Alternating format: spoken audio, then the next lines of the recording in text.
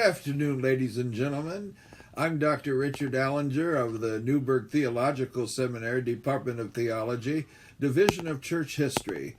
And I wanted to actually go into the content of my church history teachings, but because of the unfolding of the Flint water crisis right now, I wanted to just say, as I bring these into view, these are the two. Now, I know that many of you are used to seeing in the Flint community bottles of plastic bottles, 16.9, like this right here, 16.9 fluid ounces of plastic bottled water. But since I last saw you in my last show, Governor Snyder has caused the free distribution of plastic bottled water, purified plastic bottled water, no longer to be freely distributed in Flint, which they've been doing now for, well, after the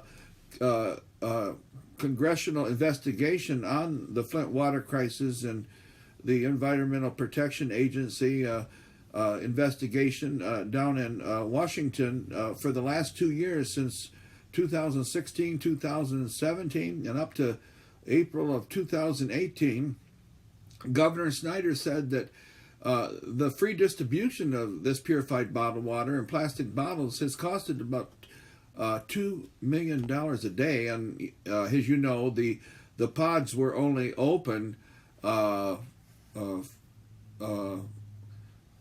6 days a week, Monday through Saturday. They're closed on the Lord's Day. And they're only open, the pods, the Governor Snyder closed here this last week from noon to 6 p.m. So I figured it out that at $2 million a day, it cost $1.3 to $1.4 billion for the last 2 years of the free distribution of these 16-ounce plastic purified bottled waters to be distributed. Now, Governor Snyder said he's going to take that money now and use it to make public schools more secure and safe with the money, that he wants to kind of channel the money now that would be saved from distributing the water to making our public schools more safe and secure. However, there's been a debate on the part of the community, local government officials and church officials, has to, with all of the new copper pipe installations that have been started by our Honorable Mayor Dr. Karen Weaver, working with the state and local governments, state and local and federal funding, have installed about 6,000 residences now with the new pipes. And probably, depending on the weather, it'll probably take up till 2020 for the rest of all of the new pipes to be installed. And some in the community think that the free distribution of water at these pods that had been closed this last couple of weeks here in April of 2018 should have remained open until 2020. But in the meantime, what has happened is the First Trinity Missionary Baptist Church, under the auspices of the late Dr. Fred Haukenhall and his lovely First Lady, Dr. Marion Haukenhall, and the new pastor to replace Dr. Fred Haukenhall at the First Trinity Missionary Baptist Church on B Street here in Flint, upon Dr. Haukenhall's homegoing, was Pastor Ezra Tillman. And I had, in a recent conversation here recently, Dr. Haukenhall's widow, Dr. Marion Haukenhall, had told me to get with Pastor Ezra Tillman at First Trinity to find out more about what they're doing now to assist the community until perhaps maybe different hearings in the courts could bring about the reestablishment or the reopening of the water pods in Flint and restart the distribution of free water in plastic bottles again. But until then, Pastor Tillman is from Tuesday, Wednesday, and Thursday of the week from 10 a.m. to 2 p.m. on those days, have brought 22 truckloads from New York State of this called Aqua purified bottled water. And it's not in plastic bottles, but it's in sterilized containers like this that we're not used to seeing. But this is now made available to families that will be there at at those appointed hours of distribution at First Trinity. And also, just Saturday, just a one-day event, the Teamsters had a truckloads of these purified plastic bottled water, 16.9 fluid ounces, brought to their parking lot across from the Amtrak station on South Dorn Highway. The Teamsters and they had people. They were flagging people down with those neon yellow vests on the highway, telling them that they could be directed into the Teamsters parking lot to be given cases of this, again, plastic bottled water. And so, and I believe that there's other churches in the community. I think the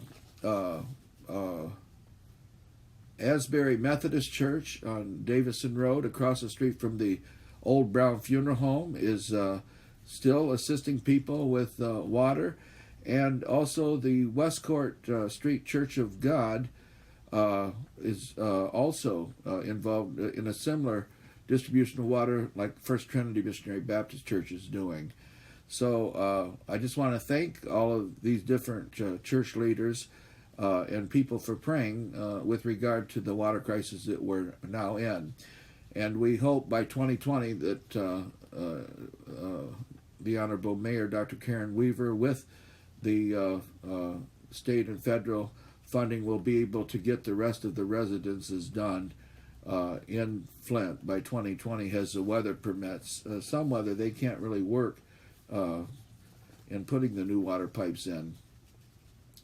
Now, with regard to church history and the program that I teach here on Channel 17 Fact, Flint Area Community Television, and also this program is aired on Friday afternoon, not just on Channel 17 Fact, but also on WFOV 92.1 on the FM dial on the radio. I've been talking about church history and my lessons in church history, and all of the different programs that have been presented here on television and radio over the last 2 or 3 years have been encrypted on the internet, and they can simply be accessed by going to the YouTube homepage and just put in the search box Richard Allinger Presents, and you'll see all of the programs again and the instruction that I have shared with you. And by way of review, before I get back to the last couple programs I was sharing with you here lately, my first published book called The Reformation Cannot Be Over, which was first of all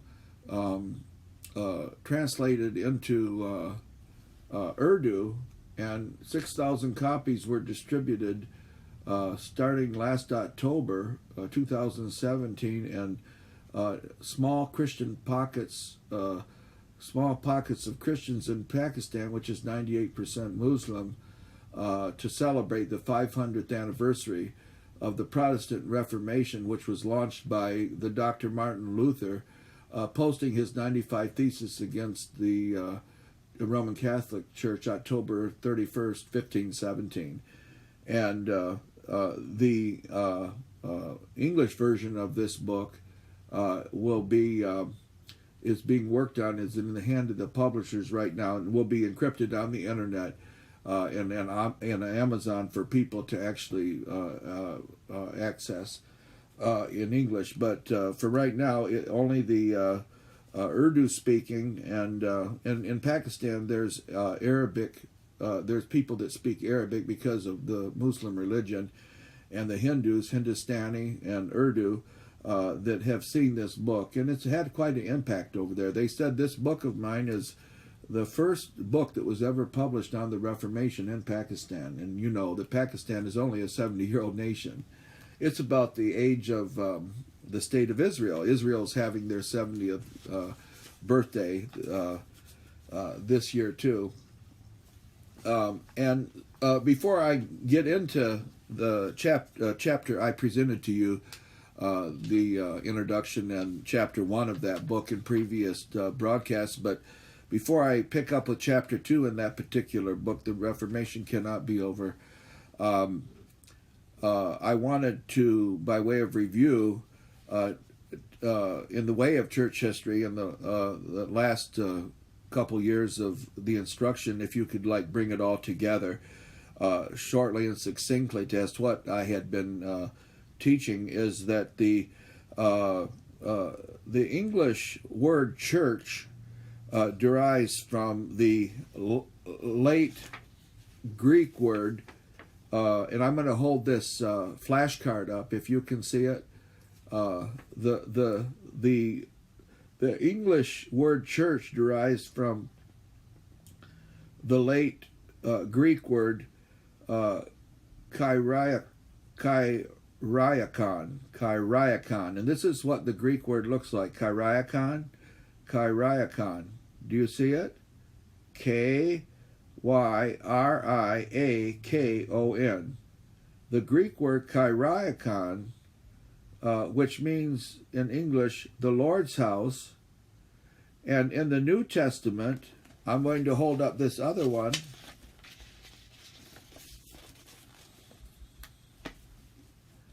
In the New Testament, the word translates to the Greek word ekklesia. This is what the word ekklesia looks like, and I'll spell it out as you look at the flashcard. Ekklesia. All right, now the origin of the church, according to Matthew, the only gospel, there's in the New Testament, you've got Matthew, Mark, Luke, and John, and as to the origin of the church, according to Matthew, the only gospel of the four to use the word church. The origin of the church goes back to Jesus himself in Matthew chapter 16, verses 15 through 18, and I will take this Schofield Reference Bible here, and this is the Schofield Reference Bible study system. And when I turn to Matthew chapter 16 and read verses 15, 16, 17, and 18, this is what it says.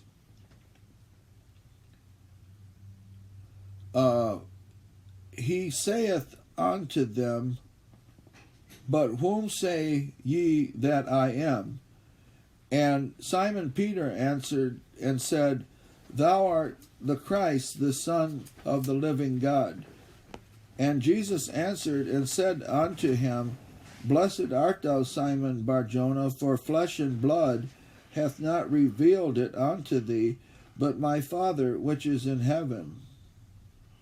And I say also unto thee, that thou art Peter, and upon this rock I will build my church, and the gates of hell shall not prevail against it. Now, this is the word of the Lord out of the Schofield study system. And I'll put that back down here.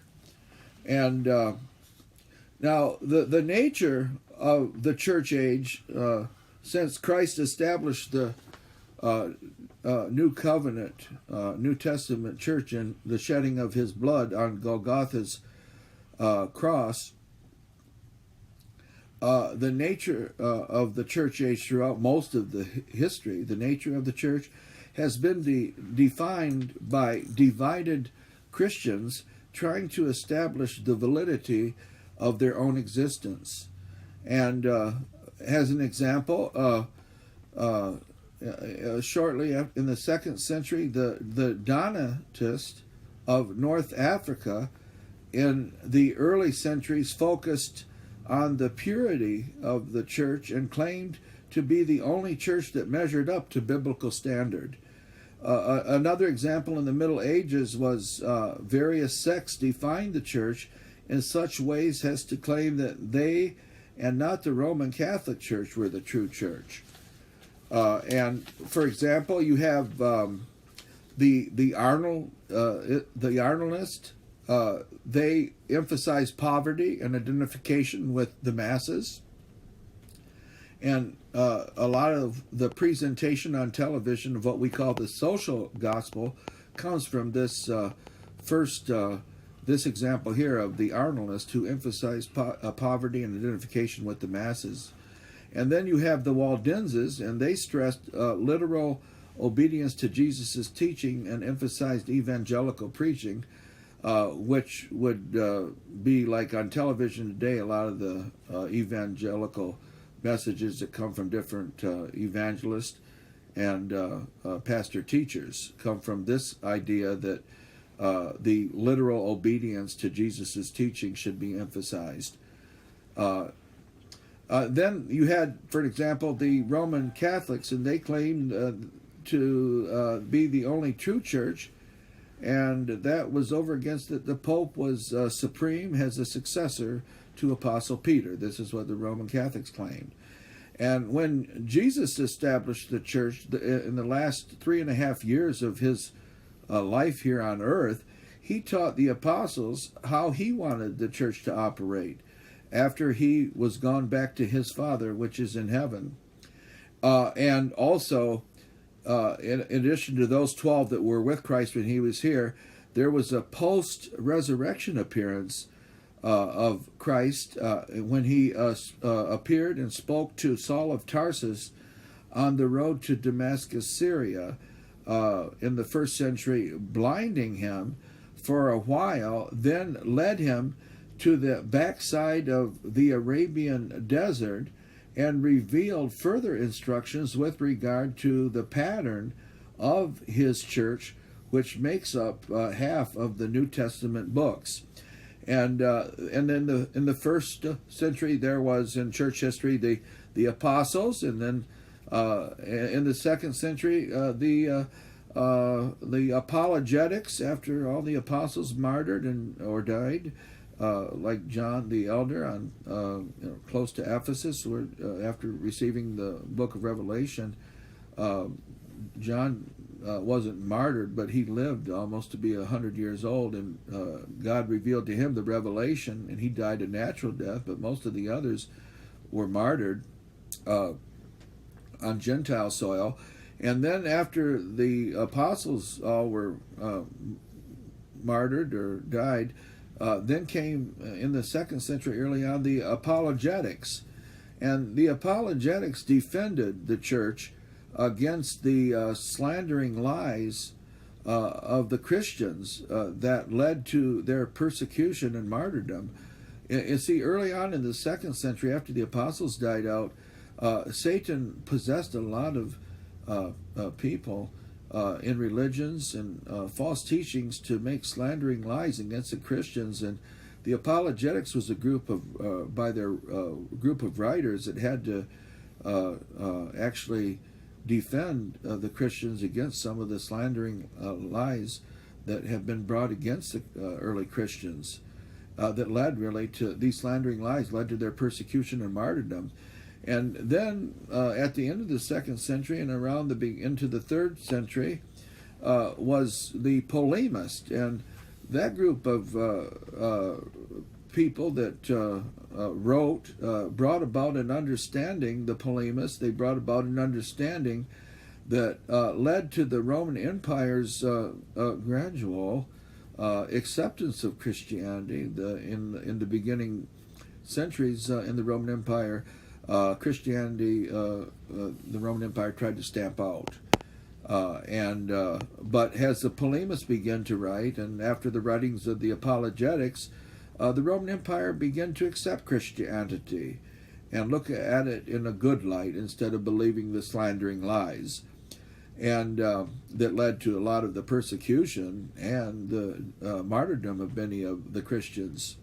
And by the 3rd century, the Roman Emperor Constantine made an edict that actually made Christianity, through the work of the apologetics and the polemists over the period of time, to be declared the and mandated the official religion of the Roman Empire. And that's when the persecution kind of went down, began to slow down under Nero and Domitian, and it became the official and accepted religion of the Roman Empire.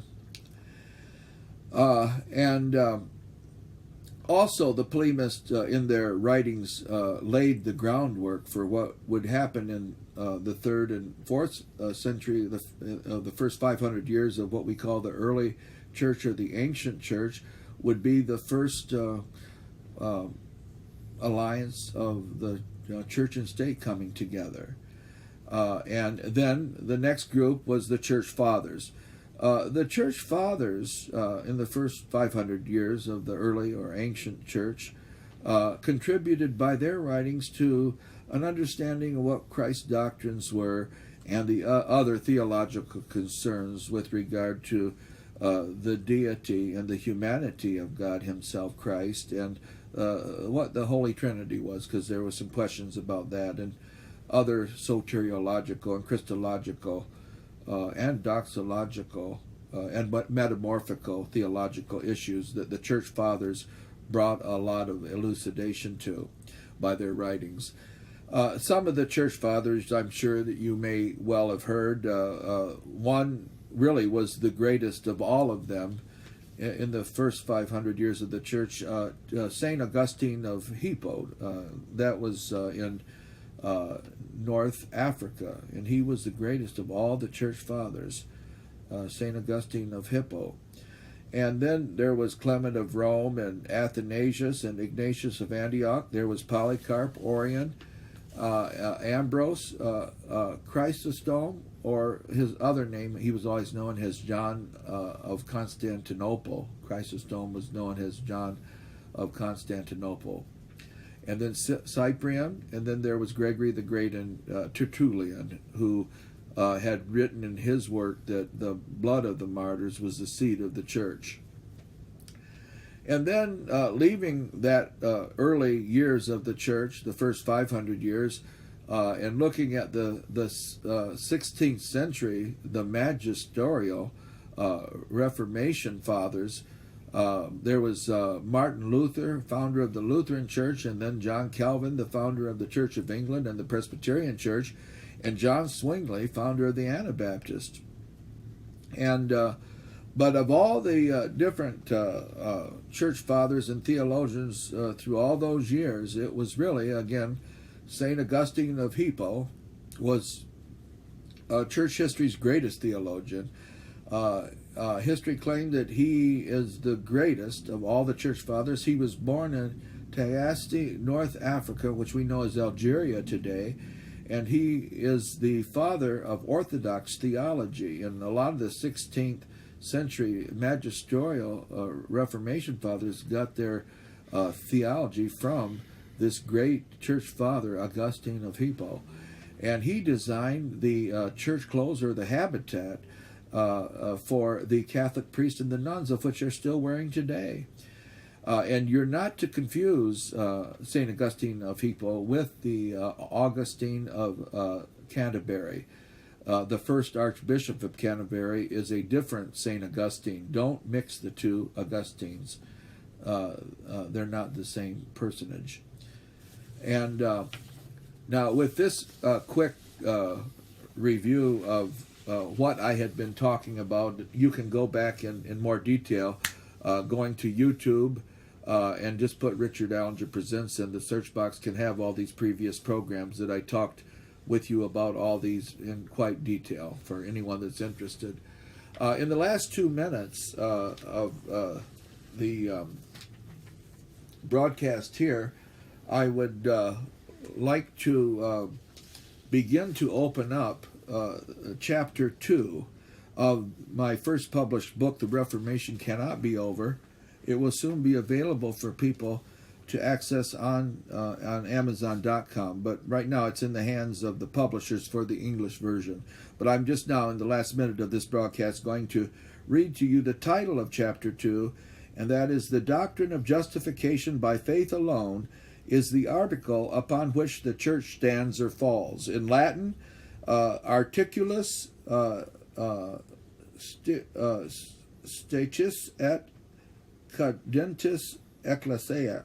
It means by justification by faith alone is the article upon which the church stands or falls. And with that comes the 5 solos of the 16th century Protestant Reformation: sola scriptura, sola fide, sola gratia, sola Christia, and solo Deo Gloria. Well, this is Richard Allinger saying goodbye, friends, and I hope you can join me in the next segment of my Lessons in Church History so I can pick up with this chapter 2 of my book, The Reformation Cannot Be Over.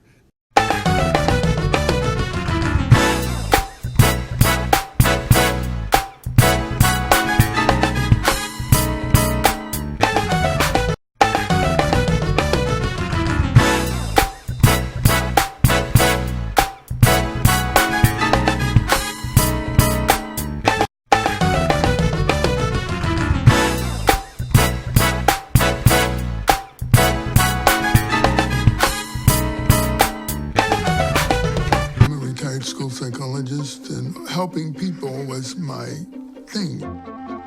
After my stroke, when Meals on Wheels started, I was on the other end of the stick, so to speak, and I appreciated it very much, the attention that was given. My name is Julius Gaines, creative writer, poet, photographer. America, let's do lunch. Drop off a hot meal and say hello. Volunteer by donating your lunch break at americaletsdolunch.org.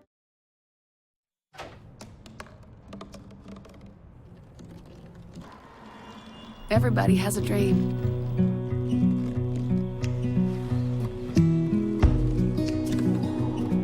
Mine was to see the ocean. And with a little help, I made it.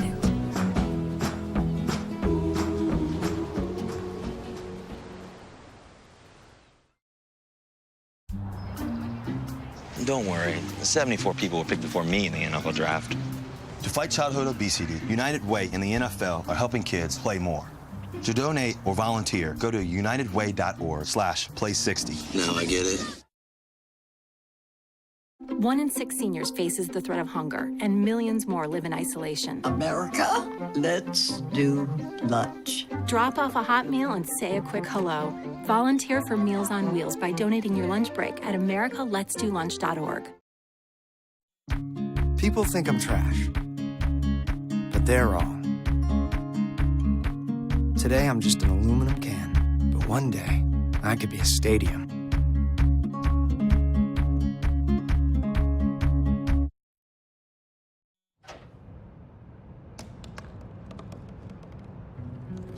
Me dijeron que no debía soñar. Me llamaron pedazo de basura y juraron que eso es todo lo que llegaría a ser.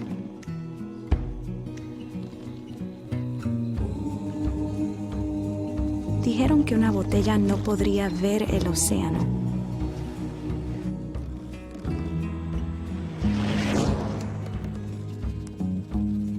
Ríndete. Regresa al basurero. Pero no les hice caso. Le abrí paso. Y ahora estoy aquí. Soy lo que siempre quise ser.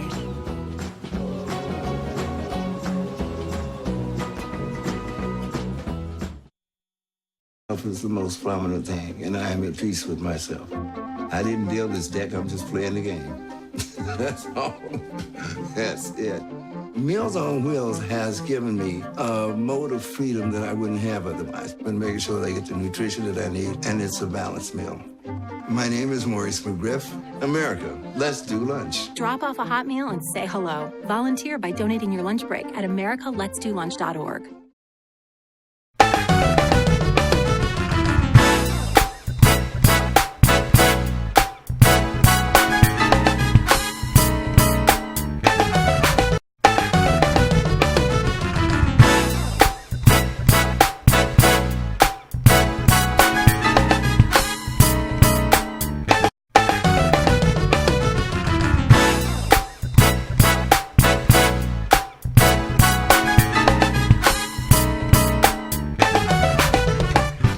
Back, ladies and gentlemen. I'm so glad you could join me. I'm your host, Richard Allinger, presenting lessons in church history.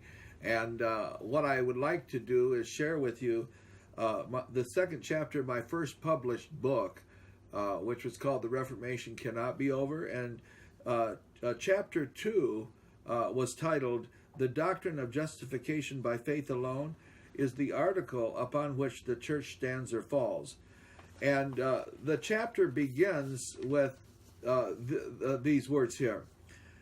And in the article from Dr. R.C. Sproul's blog with respect to the question, is the Reformation over? He wrote, various observations have been made since the 16th century by today's evangelicals and theologians. One of them wrote, Luther was right in the 16th century, but the question of justification is not an issue now.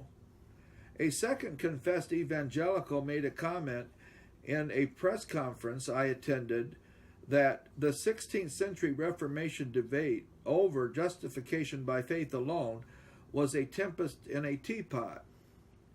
Still another noted European theologian has argued in print that the doctrine by faith alone is no longer a significant issue in the church.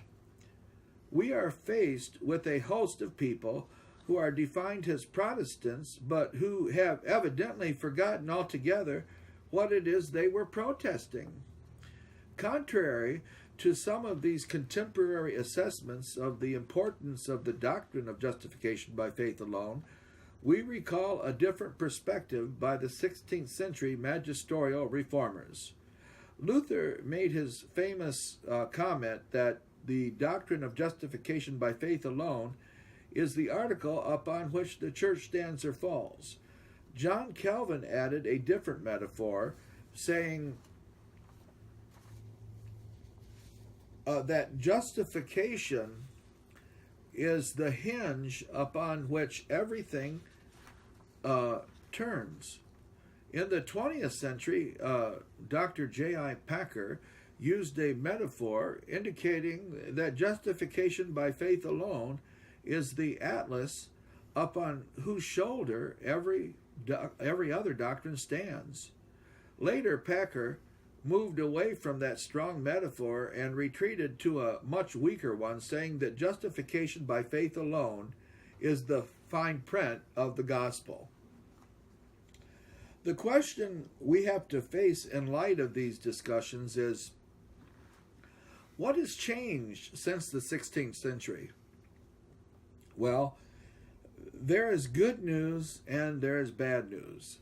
The good news is that people have become much more civil and tolerant in theological disputes.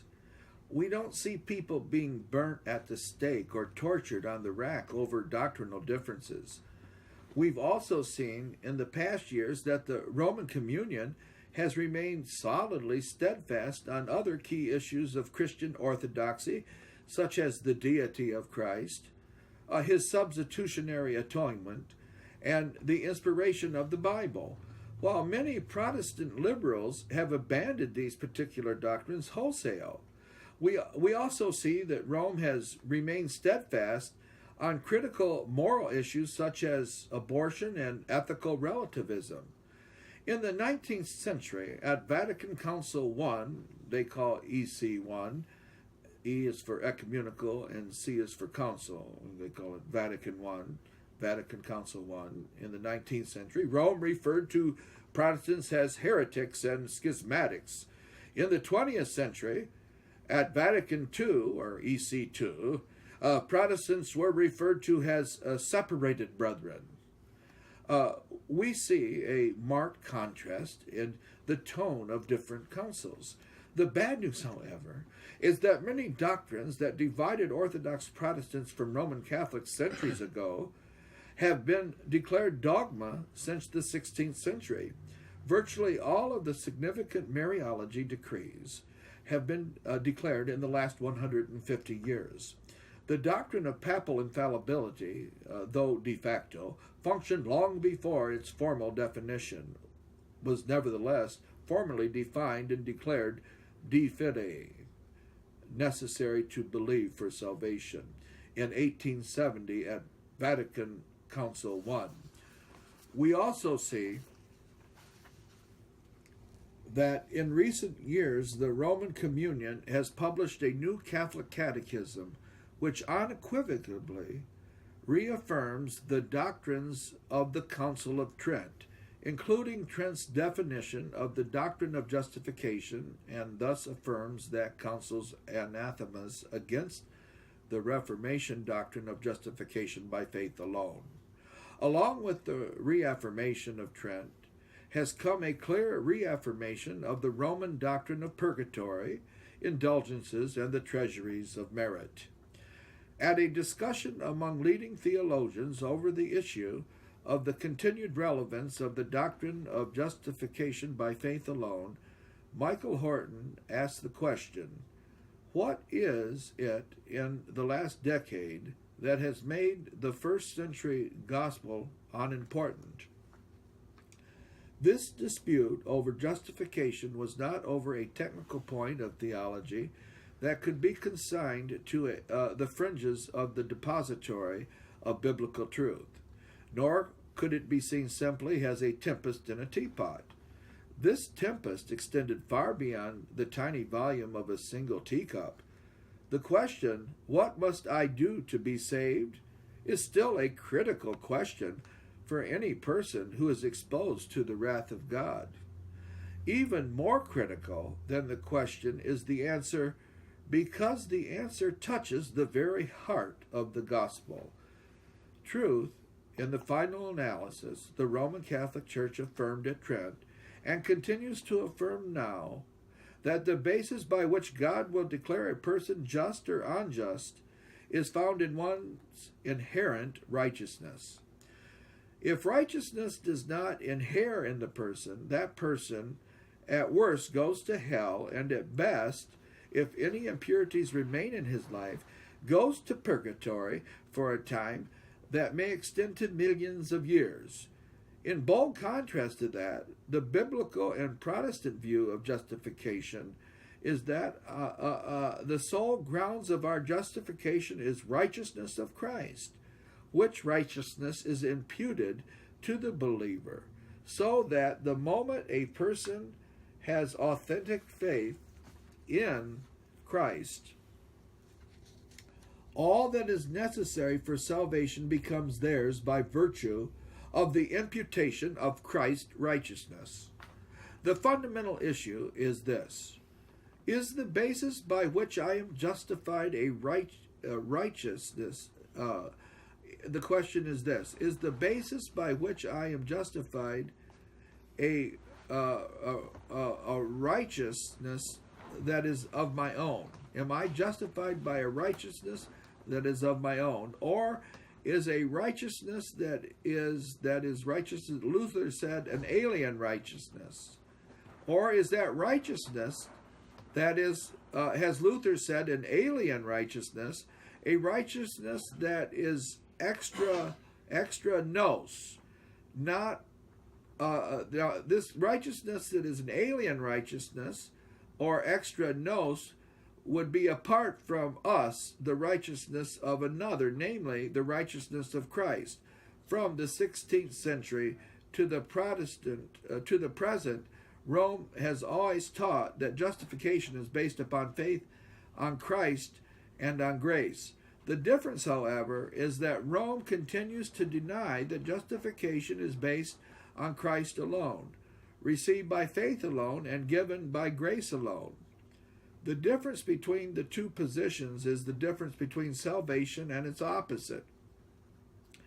There is no greater issue facing a person who is alienated from the righteousness of God.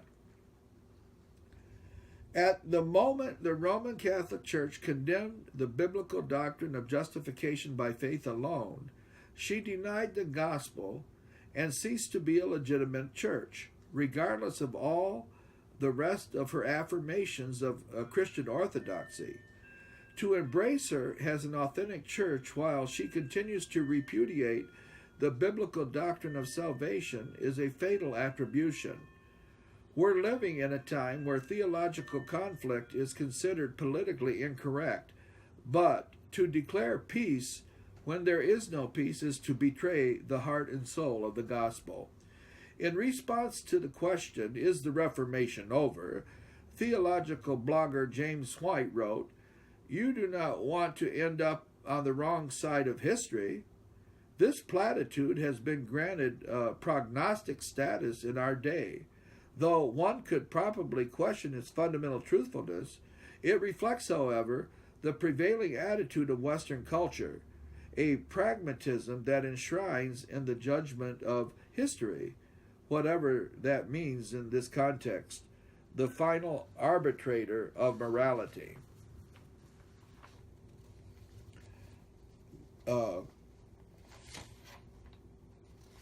Goodness and worth.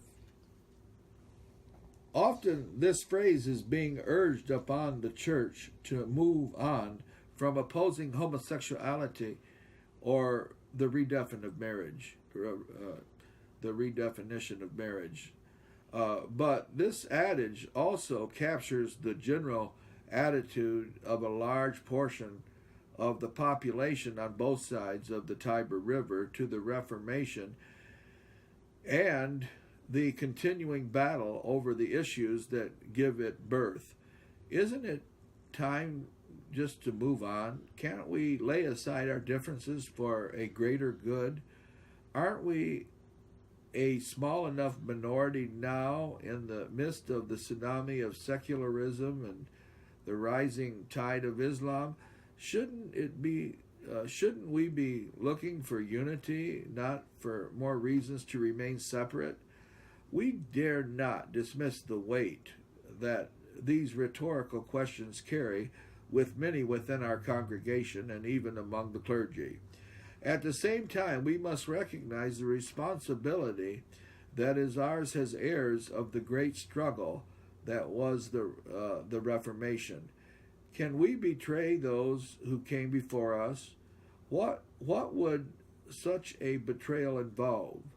Are we really willing to assert that the great and monumentous beliefs they fought for are no longer as important as we once thought? The election of a new bishop in Rome in 2013 shed new light on the state of these questions in the minds of many who profess to be evangelicals and biblical in their faith and orientation. Pope Francis, as you know, in the media, has actually been quoted to having said that there is no hell. I mean, if you take that out of the gospel, you don't have a gospel at all. One well-known evangelical leader communicated with his followers electronically that we should be praying that God would guide the process of the selection of a new pope. In most venues, the objection that there is nothing remotely biblical about Supreme Pontiff who is to be venerated as the Vicar of Christ on earth or the Holy Father found little expression outside of those whose strongest feelings on the matter are born of prejudice rather than conviction. And once the selection was made, many of the evangelical camp expressed pleasure at the selection, if for no other reason than Pope Francis they call him Francis I, Pope Francis, has seemed significantly more well-human, or at least less imperial, than Benedict XVI. But very little of the public response has prompted by a passionate commitment to say, the solos of the Reformation, or a knowledgeable, informed rejection of Rome's soteriology over against a deep-seated love of the doctrine of justification by grace alone through faith alone. Should the Reformation continue to hold a place of importance in the Church that faces such immense opposition as that coming from radical, gospel-hating secularism? Wouldn't a united front, free from partisan bickering, help the cause of Christ? The answer has to be, of course, the Reformation remains important, and in fact its work must continue in our day and into the future as well. The reason is not hard to see. Even if it seems hidden to many in our day, wonderfully nebulous catchphrases like the cause of Christ often hid the truth. The cause of Christ is the glorification of the Holy Trinity, the Father, the Son, and the Holy Ghost, through the redemption of a particular people through the crosswork of Jesus Christ, which is a rather Puritan way of saying the cause of Christ is the gospel. Each of the emphasis of the Reformation summed up in the solos, the 5 solos, is focused upon protecting the integrity and the identity of the gospel itself. Without the inspiration, authority, harmony, and sufficiency of Scripture, we do not know the gospel, sola scriptura. Without the freedom of grace and the fullness of the provision of the work of Christ, we have no saving message, sola fide, and so on. Remember, Hebrews chapter 11, verse 6 says, without faith it's impossible to please God, sola fide. Our justification is based upon sola fide, by faith alone, and sola scriptura, the Scriptures alone, and sola Christos, in Christ alone, and his propitiation or atonement on the cross, and by sola gratia, by grace alone. The Reformation fought a battle that each and every generation is called to fight, simply because each and every generation is made up of each and every generation is made up of the fallen sons and daughters of Adam, and hence there will always be those who seek to detract from the singular glory of God in the gospel through the addition of man's authority, man's merit, and man's sovereignty. Is this not the meaning of semper reformanda, the Latin words always reforming? The Church always reforming, always seeking to hear more clearly, walk more clearly to her precious Lord. With the ebb and flow of human history, the forces arrayed against the Church and her Lord, and the particular front upon which the battle rages hottest, will change. Rome's theology has evolved and her arguments have been modified, but the issues remain very much what they were when Luther and Eck battled at Leipzig, only modified and complicated. God's kingship, man's depravity, and enslavement to sin, and the insatiable desire of sinners to control the grace of God will always be present. And today, the sufficiency, clarity, and authority of Scripture are at the forefront just as they were then. The need for the Reformation will end when the church no longer faces foes inside and out who seek to distort her purpose, her mission, her message, and her authority. Till then, semper reformanda, or always reforming. I was surprisingly stunned upon reading from Mark Knoll and Carolyn Nystrom's book, Is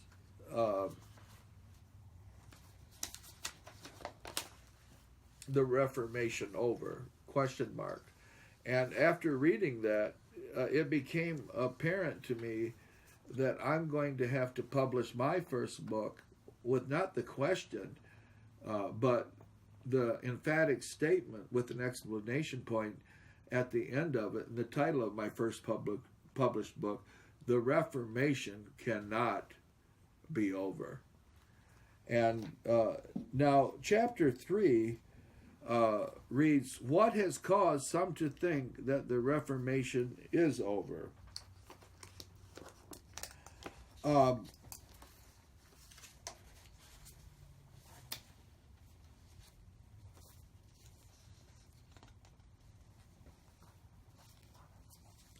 Before I go into chapter 3, I wanted to regress back to Knoll and Nystrom's book. They had the title, Is the Reformation Over? Question mark. And in 1873, at the New York meeting of the Evangelical Alliance, a delegation from Canada expressed an opinion that almost all others at the International Protestant Gathering would have approved. The most formidable enemy of the living Christianity among us is not deism or atheism or any form of infidelity, but the nominally Christian Church of Rome. According to Knoll and Nystrom, they further elucidate that in the introduction of their book, Is the Reformation Over? By asking if the Reformation is over, we mean to use the classic ideals of the Protestant Reformation to measure contemporary Catholic Christianity. Sola Scriptura, the Bible has supreme authority. Sola Fide, salvation by grace alone, through faith alone. And the priesthood of all believers has a corrective to corruption of the priesthood, were Protestant rallying cries resulting in pointing to what has rightly been called the Copernicus revolution in theology. God, instead of humanity, the reformers asserted, needed to be recognized as the center of the spiritual universe. Remembering that Knoll and Nystrom's purpose was to make an assessment of the contemporary Catholic Church based on these same Reformation criteria. The question is, the Reformation Over, the title of their book, appears straightforward, but it is not by any means a question to be answered simply. Part of the reason the question cannot be answered simply has, of course, to do with evangelicals like ourselves who are doing the asking. Thus, and not incidentally, we hope that our examination of contemporary Roman Catholicism will enable evangelical Protestants to understand themselves more clearly, and therefore will help them grasp, internalize, and proclaim the essential principles of the Christian gospel that were at issue in the Reformation itself. The reason some think that the Reformation is over is because, number one, it was a historic fight against medieval corruption of the Middle Ages in the Roman Catholic Church 500 years ago. Number two, others think that the theological differences in doctrine have been responded to appropriately in the 16th century Council of Trent, the 19th century Vatican I, or the 1962-65 Vatican II. and no longer view the Protestant as a schismatic heretic, but rather a separated brethren. Number 3, Pope Francis is quite a PR man, using the secular news media outlets to advance his subtle ecumenical agenda, speaking softer words to the Protestants in his planning to celebrate the 500th anniversary of the former excommunicated Roman Catholic priest Martin Luther's writing of the 95 Theses or indictments against the Roman Catholic Church and posting them on the door of the University of Wittenberg, October 31st, 1517. In a surprising reversal, Pope Francis will be naming a Vatican Square after Martin Luther in October of 2017 to celebrate the 500th anniversary of him actually posting these indictments against his mother church. So, effectively, Pope Francis uses the satellite television and internet signal, along with social media outlets such as Facebook and Twitter, etc., will so impact the masses of uninformed people, because most with regards to these theological issues, the masses are uninformed. Satan likes to keep people ignorant and in the dark about these truths. Like I said, Pope Francis uses social media and television, radio signals to impress the masses of uninformed people to really think that the Reformation is over, subtly and very proactively proving the divisions are past, and to think otherwise would not only be schismatic or divisive, but also politically incorrect. In the last minute of this broadcast here, because of the time strains that are upon me, I'm going to have to pick up with this in the next session of Richard Allinger Presents Lessons in Church History, and close out with Pope Francis's public affirmation with soft words advancing his ecumenical agenda is quite another thing when speaking in private among his Jesuits. And I'll get back with you with regard to the Jesuits and its one of its founders, St. Ignatius of Loyola, back after Martin Luther had posted his 95 Theses. Well, this is Richard Allinger saying goodbye, friends, and I hope that you'll join me again in my next sessions. Richard Allinger Presents Lessons in Church History. Goodbye, friends.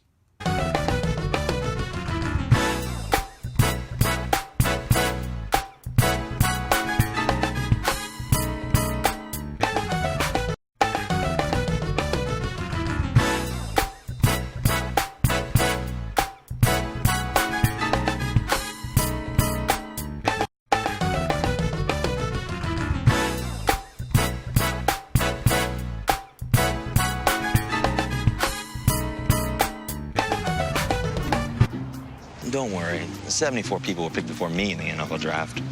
To fight childhood obesity, United Way and the NFL are helping kids play more. To donate or volunteer, go to unitedway.org/play60. Now I get it.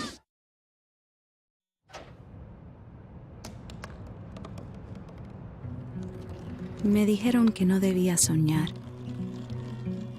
Me llamaron pedazo de basura y juraron que eso es todo lo que llegaría a ser.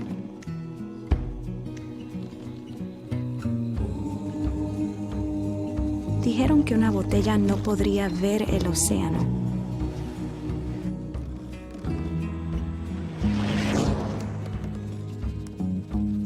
Ríndete. Regresa al basurero. Pero no les hice caso. Me abrí paso. ¿Y ahora? Estoy aquí. Soy lo que siempre quise ser.